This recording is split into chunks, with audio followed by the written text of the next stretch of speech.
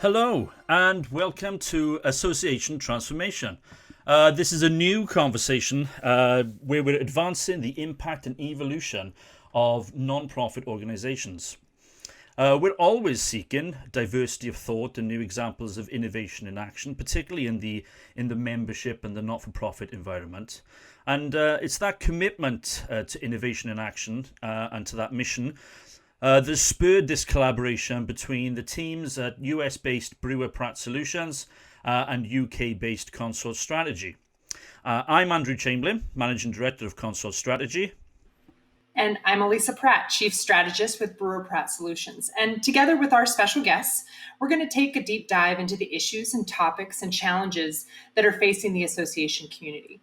We've seen everything. We've seen a lot, from membership to mergers, boards and leadership, advocacy and education. Nothing is off limits for us. Any subject that affects the nonprofit community and their survival or success is up for discussion. And this morning, we're going to dive into some of the maybe not so obvious impacts of COVID-19. We know in-person events and all that corresponding revenue has been lost or is severely threatened. And the value propositions of membership organizations has been put into question. Associations are revising their budgets, reforecasting, they're furloughing staff, they're freezing discretionary spending. COVID-19 is having a huge financial impact on nonprofits, and that's probably the biggest understatement of the day. We've all heard the quote, "Never let a good crisis go to waste." Does this current crisis provide organizations an opportunity? Is there something positive here? Is there a chance to sunset something expensive, something out of date, or a burdensome product or program or service? Andrew, I don't know what you're seeing out there, but there has to be an opportunity to leverage these challenging circumstances.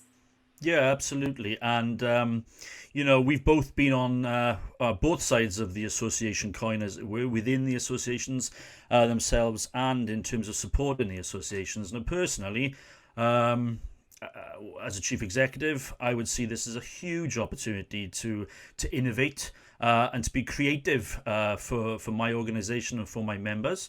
But that's just my opinion. That's one opinion among many. So we're very, very pleased that today, joining us on this very first pod between Association Transformation Pod, we're delighted to be joined by two highly experienced and well-respected members of the international membership community.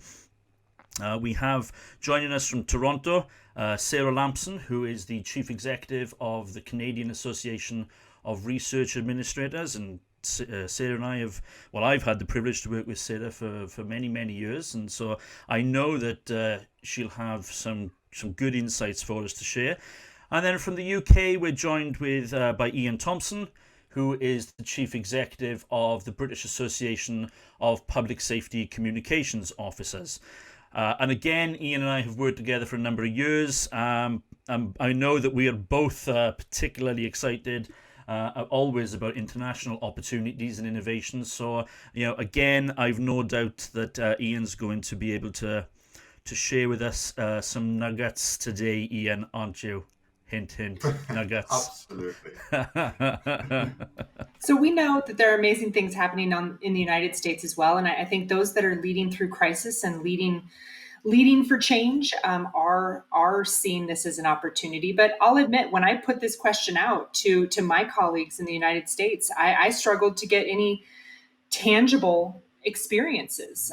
Some people said they were going to sunset things anyway, or some even expressed almost a paranoia about getting rid of anything when members were already losing in-person events.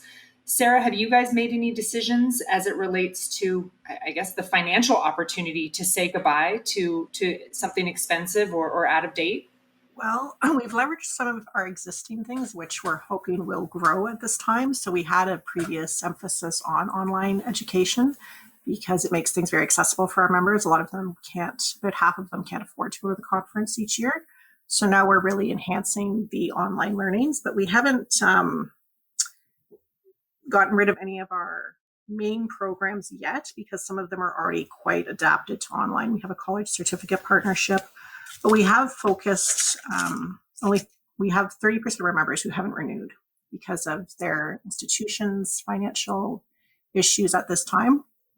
So we definitely will be looking more critically at things that we do offer. So when we have online education like webinars, we've been running a great deal of them in the past, but now we might be cutting that back and looking at the attendance, what's appealing to our members most right now, because a lot of them are streamlining their education and their focus right now because of financial cutbacks and also the mental stress that a lot of them are under at their institutions and their own workplace and family situations during this pandemic.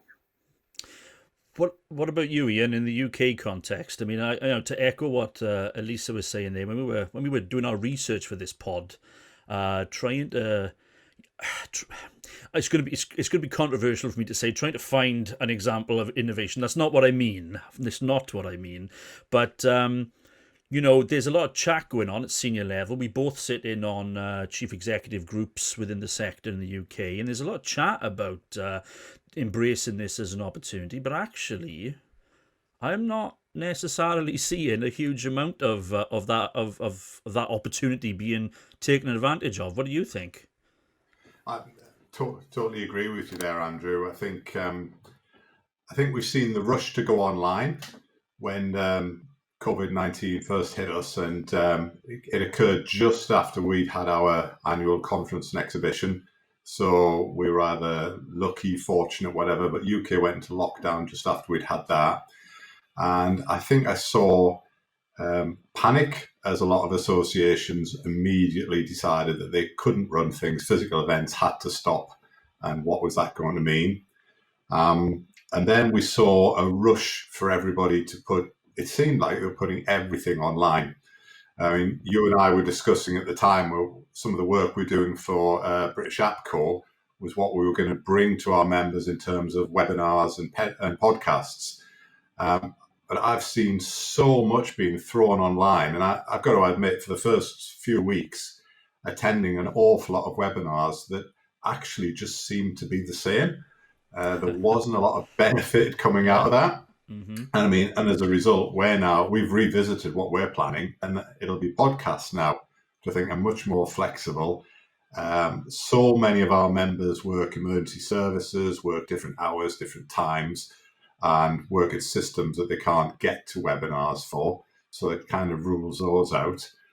And then I think going on from that, looking around at other membership associations and other groups that I would go to, they all push their conferences back later in the year and then think, right, we're going to do something really different. And you wait and you wait and you wait. And actually, a lot of them have then just cancelled, we'll go back. We'll run it next year when everything will be fine. So in terms of that innovation, I don't think we've seen it yet. I think there's still opportunity out there. And talking to a colleague from the States a couple of weeks ago, and he was bemoaning on the commercial side the absolute lack of strategy behind this desire to make it happen, throw it online, call it virtual, and tick to say we've done it, without any real knowledge of what that's going to deliver to a member or a customer and how it's going to be any different. So I think some of them are doing it for a case of to say that they're doing things without a thought of what difference is it going to make, and is this something that we replicate going forward, or even is this something we can try and might make a difference, and you know what, doesn't matter.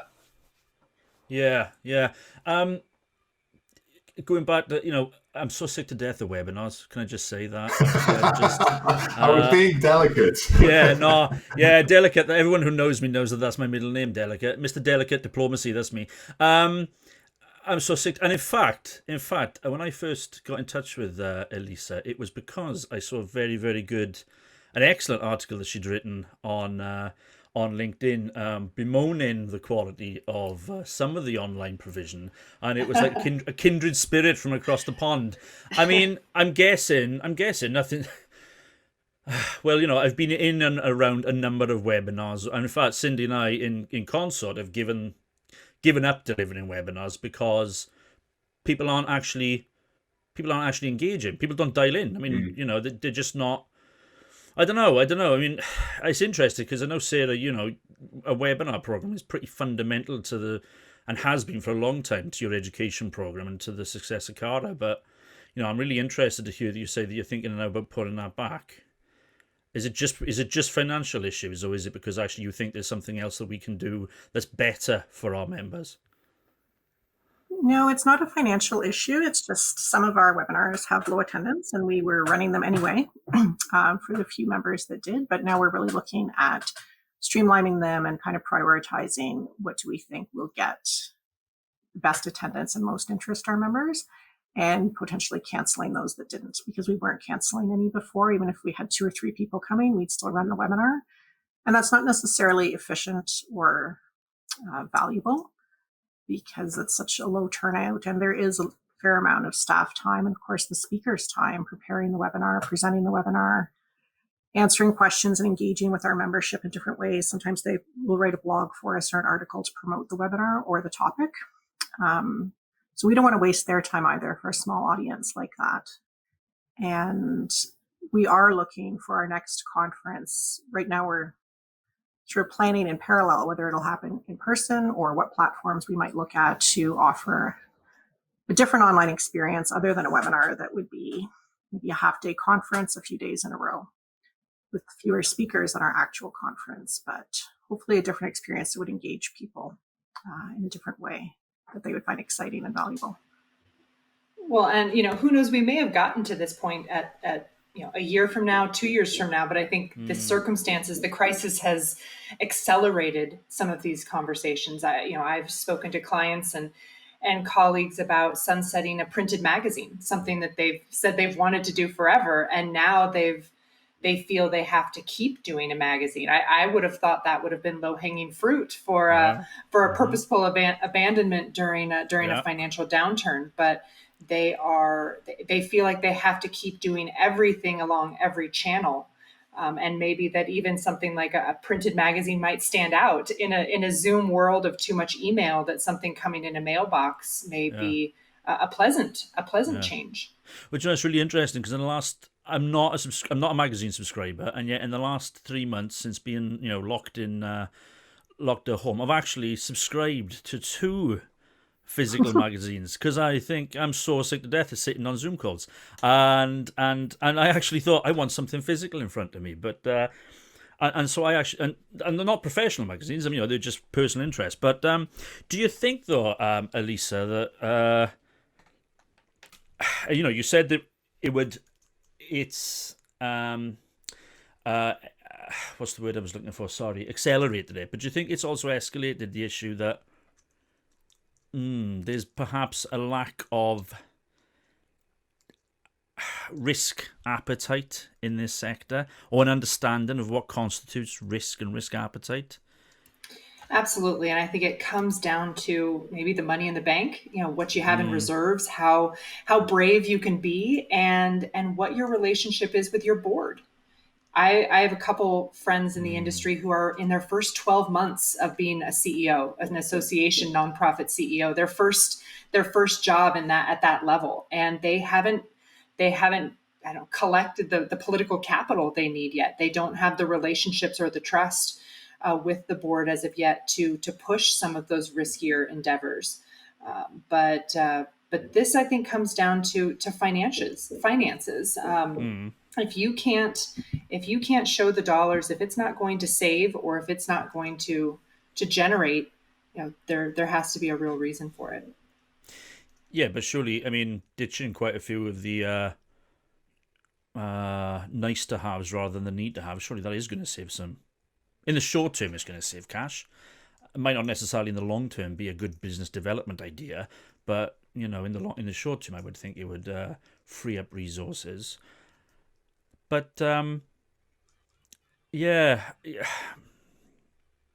But I think, sorry, Andrew, I think that is one of those difficult conversations to have, particularly that Eliza's talking about her colleague there, is you really, the words had to come, you really do get into the because we've always done it, don't you? When you've got a board like that, it does cover its costs, so why would we stop doing it in just terms to then do something that's going to cost more? It's that risk appetite in a situation where you're in a pandemic. So there is a time. Some people want to retrench rather than see it as an opportunity. They come in on themselves rather than try things. But it's really interesting because you just said that, at least you said you got friends who have just 12 months in, or they're just about 12 months in, and they don't have the political capital. And I think it's really interesting. You just said they don't necessarily have the trust of their board. That is pointing to something. My alarm bells are just ringing here because it's like, oh my God. But who can say they've ever been through this before? I think every CEO or executive director who thinks they have the trust of their board and thinks they can push through an agenda or be bold should check themselves. No one has been through this. And even in their personal lives, every board member in their own business is overwhelmed or challenged or at risk in some way. And so giving that trust to your chief staff executive and saying, take this organization and run with it, that takes a lot in circumstances like these. There's just so much unknown that I wouldn't want any executive to assume that they have a blank check or unfettered permission to pursue. Oh yeah, absolutely. No, I agree with that. Not unfettered permission, absolutely. No, there absolutely needs to be that delegation of authority and the checks and balances and the decision making, absolute clarity around that. But arguably, this is when, in my opinion, and this is just my view of it, is that this is when I would have expected more chief executives, for want of a better phrase, to front up and to take a lead on this, and say, actually, do you know what? It's not just about, because if you're truly strategic in your thinking as a chief executive, it's not just the financials. It's about the long-term sustainability and success of the business. Be it not for profit, it's still it's still a business. And I'd have thought that the opportunity to be creative and innovative and to take those recommendations to the board, I'd have thought would be highly attractive to any chief executive worth their salt. But what do you mean? Yeah, what do you think? And I don't know what Sarah, I'd love to hear what Sarah thinks about this. I see this as a time for experimentation. I mean, why not try something? Mm-hmm. Use COVID as your excuse. Blame it on COVID if it fails, if it falls flat. Why not try something, prototype and experiment? And maybe that's what they're doing in some of the educational offerings is getting out there and experimenting in some new platforms. I think it is a great opportunity because people right now, don't want to say they're not paying attention, but they're less focused on what the association is providing in terms of it always having to be the same. Whereas before, when we introduced new things, our members were really shying away from that. And we'd get complaints, for example, when we started a LinkedIn group. They'd say, well, what about those of us who don't want to go on? We're going to miss out. Well, that's your choice.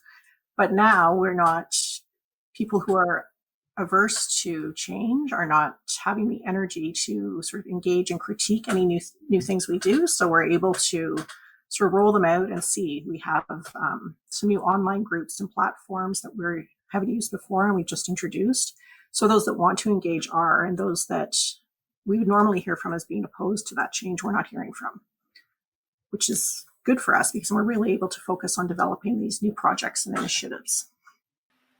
But that's my fear for organizations, is that they'll end up on the other side of this with everything new that they've decided is valuable, and they're continuing to carry the baggage, the projects, the menu from the past. And so in the end of this, they'll be doing more. They'll be doing the new and the old at the same time and spreading themselves potentially dangerously thin. Right, they're trying to be everything to everybody, rather than just saying, look, here's the 3 things that you can only get from us, and we're exceptional at it, and that's why we exist, so this is what we're going to do. It's that kind of creep all the time, and then we end up doing everything, special interest groups, something committees, something else about, I don't know, online webinars, something else about magazines, something else about this, that, and the other, and it just goes on and on and on because we try to be everything to everybody. So perhaps, do you not think maybe then we should be looking externally and saying, well, who are our competitors, but who also are who are out there to complement the work that we do, potentially partners, and use them as our kind of barometer, if you like, in terms of, well, they're doing it and they do it better than us, so we should just ditch that and not worry about it. Point our members to those Is that just a step too far to point your members somewhere else? I think it works if you have a good collaboration. We recently had one this year where we had a special interest group for a certain segment of our membership, and there's another association that does entirely education for that particular segment for people involved in clinical research.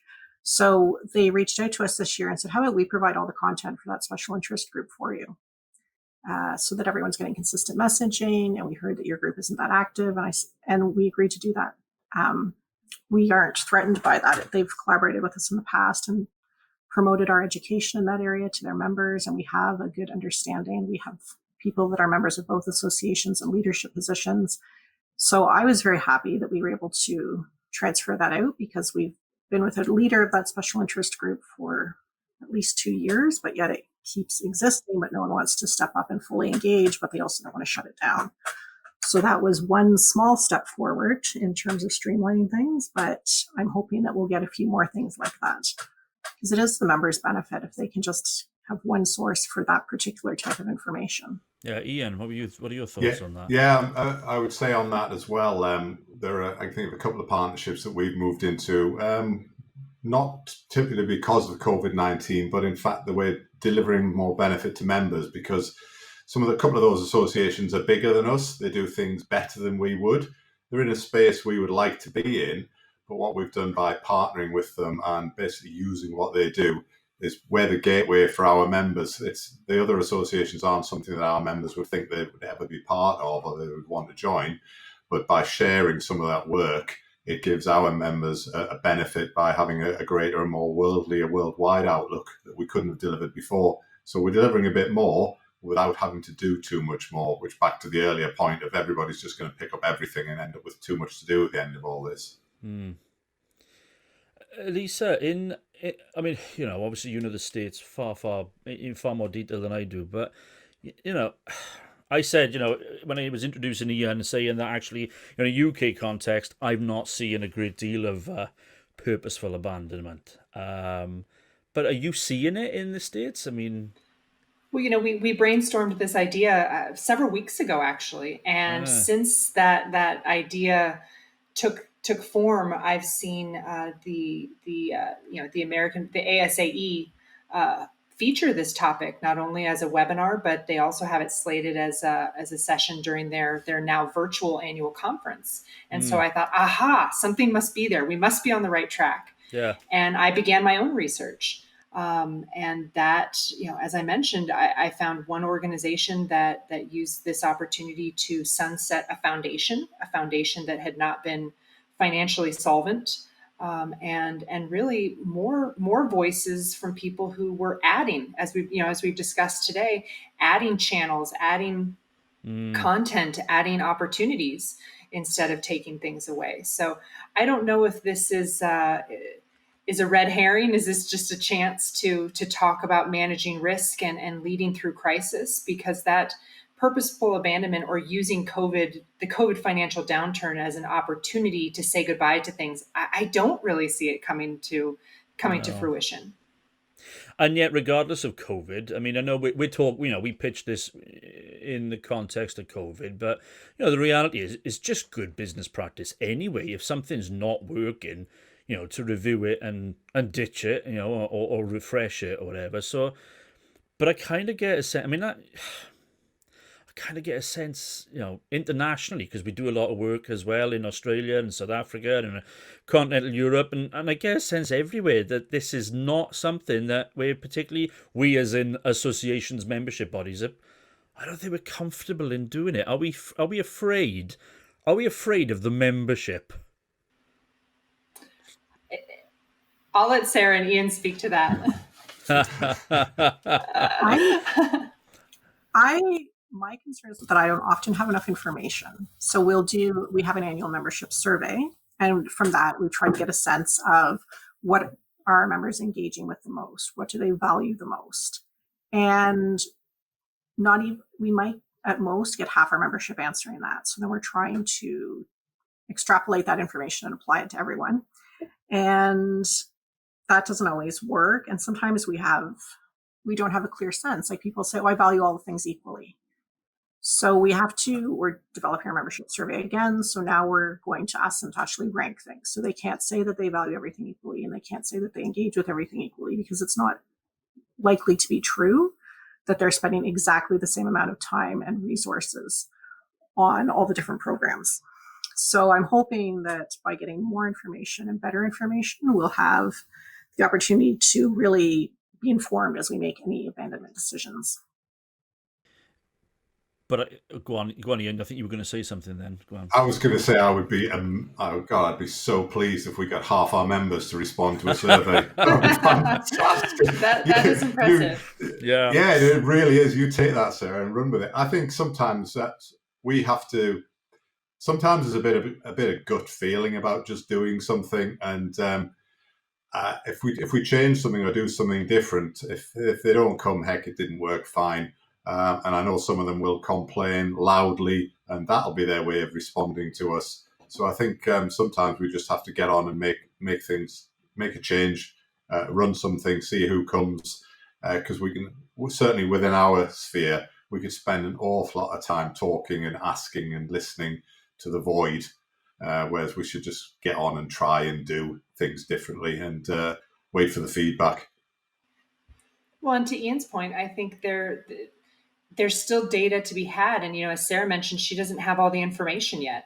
This concept of purposeful abandonment may be premature. Maybe that is more a medium term or longer term response, because we don't have the true financial impact yet. We don't have the data. We don't know if our major trade show is going to happen in the fall or even Q1 of next year. So maybe this is more wishful thinking, and this can become part of the strategy that we see missing so far. If we're in that reactionary phase, maybe this is part of the strategic phase that hopefully comes next. But if we walked into a room, and I mean, both of us do a lot of facilitated strategic planning, and I've done it both with Ian and Sarah's organizations. But you walk in the room, how receptive would your two boards have been if I walked in the room and said, right, okay, actually, we're not talking about what we're going to do. We're going to talk about what we're ditching, what we're stopping doing. I mean, I like the idea. I like integrating the concept. I like integrate as a fundamental part of strategic planning. I like the idea of walking in there and challenging the board and saying, actually, let's not talk about all the new shiny baubles and stuff that we're going to put on the Christmas tree. Actually, at the moment, what are we going to take off it? Because we're laden down with, not so good stuff. So how would the board have responded to me if I'd walked in there and said that, Ian, your board first, or your exec committee? I think they'd have probably thought you're even more mad than they already thought you were. Well, that's good to know. That's good. I think that it would have been great, and I think it would have surprised people, because there's a need to sometimes build up that relationship before asking the difficult questions. So there's perhaps some preparatory work to do, but I think it would have been a good thing to do, because it immediately forces them to think about what they are doing, because the first thing they'll do, is they'll jump to defend everything they're doing, because it's generally their ideas. So there's always a defense mechanism first. But I think it is a good way of thinking. And just earlier to Elise's point there, that we perhaps are in that information gathering stage of, is this where it's going? What are we going to do next? Because a lot of our annual membership on our commercial side, we don't know how it's hit some of those companies and those members. So will they still be around? Will they still be members when it comes to rejoining? Because that's not even on their radar at the moment. And that's why this made me... Oh, go ahead, Sarah. I'm sorry. Oh, sorry. I would like if you brought that to my board, Andrew. Some of our board members would be open to it, but because they're very realistic about how much the staff roles have expanded as a result of, I've been with the association 7 years, and we went from having nothing other than a website and an annual conference to an amazing number of special interest groups, regional conferences, a mentorship program, a partnership with a college to offer international and national education. And we only have 2 staff and over 1,000 members. And one of our staff isn't even full time, but every year it's, oh, we want to do this, we want to do that. But it's not a very sustainable way to move forward, I don't think, because already the staff are very, very busy. And if I left, for example, because I've been there the longest, our other staff member just started this year, it just wouldn't be possible for someone to walk in and take over all these programs, especially learning them from scratch and trying to learn the history and the personalities and all the things that impact some of the delivery of these programs. So some of our board members are definitely on board with examining, are we going to just keep expanding forever and spread ourselves thinner? But unfortunately, those voices have not always led to changes in our planning for programs and services. And is that a cultural thing, Elisa, when you walk into boards and sit down with them? Have you challenged them to purposefully abandon some stuff, or do you? I don't call it that. I don't use. I don't necessarily call it that, but I think there's always a portion of that discussion that needs to be about doing fewer things better. Because a board always wants to have ideas. And I know as a facilitator, it's important for me to make sure they're realistic and they're honest about the organization's capacities. The worst thing you can do in a strategic planning facilitation is allow the board to tell you they want to cure cancer and feed the homeless. Those are just huge unmeasurables that are unfair to put upon a staff. And I think what I'm hearing in this conversation is that this has to be an ongoing discussion amongst the senior staff and amongst the board as additional financial impact is determined during the current crisis, but also every year in an ongoing way, so that we are doing what matters to the membership. So we are doing what derives value and not simply propping up pet projects. Mm-hmm. Mm-hmm. Yeah. How does anybody feel about abandoning the membership as a way of... Because I certainly know, as chief executive, I used to think, God, this would be so much easier if we didn't have members. Maybe that was just me. But seriously, though, having just had a very brief chat here, I mean, certainly I'm going to walk in with a very different perspective with boards from here on in terms of my approach to facilitating their strategic development. I also think I'm hearing...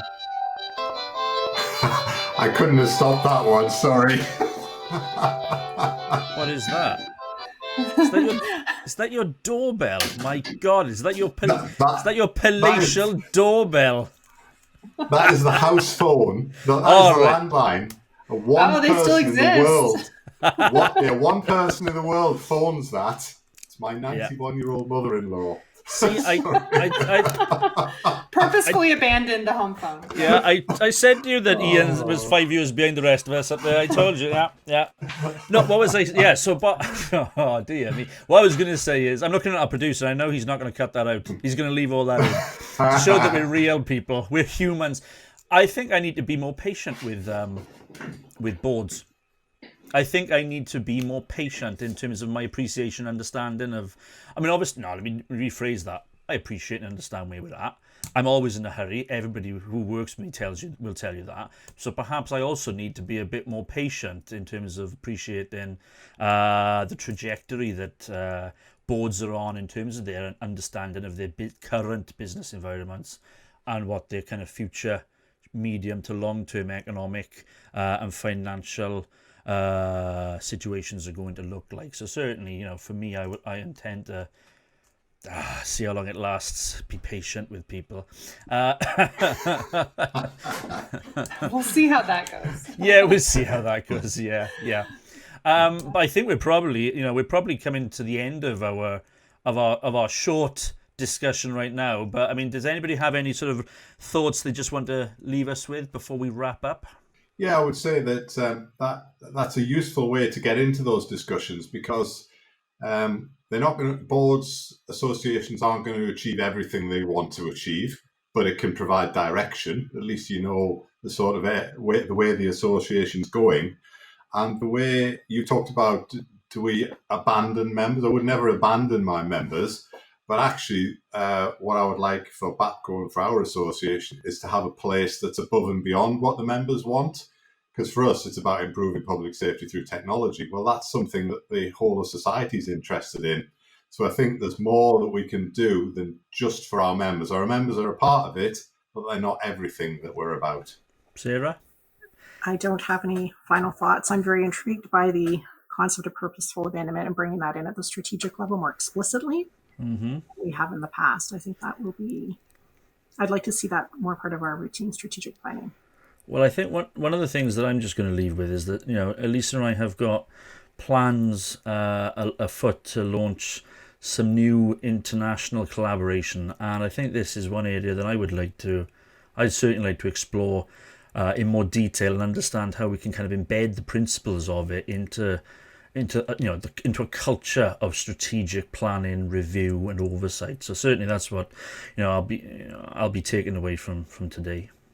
Well, I think even just this short conversation reminds us that this isn't simple, and the onus really is on the leadership, the staff leadership, to bring the data to the table, to inform the board in a way that gives them the best opportunities to make a decision. And I see a lot of organizations struggling with that scenario development with such limited information. But this will have to be ongoing, and I do look forward to bringing it to those strategic conversations. But I also thank Ian and Sarah for joining us today on the first Association Transformation podcast.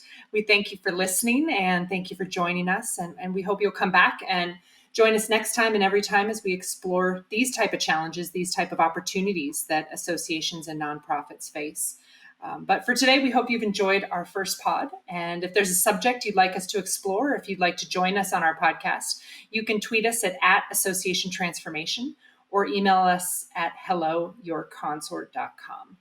And we will draw on this network and all of your thoughts and input to pull together something that pushes the envelope and challenges the status quo. So thank you for listening, and be sure to check us out where all your podcasts can be found and add Association Transformation to your favorites. And we hope you won't miss an episode. Thank you so much. I'm Elisa, and thank you, Andrew. Oh, thank you very much. I look forward to the next one.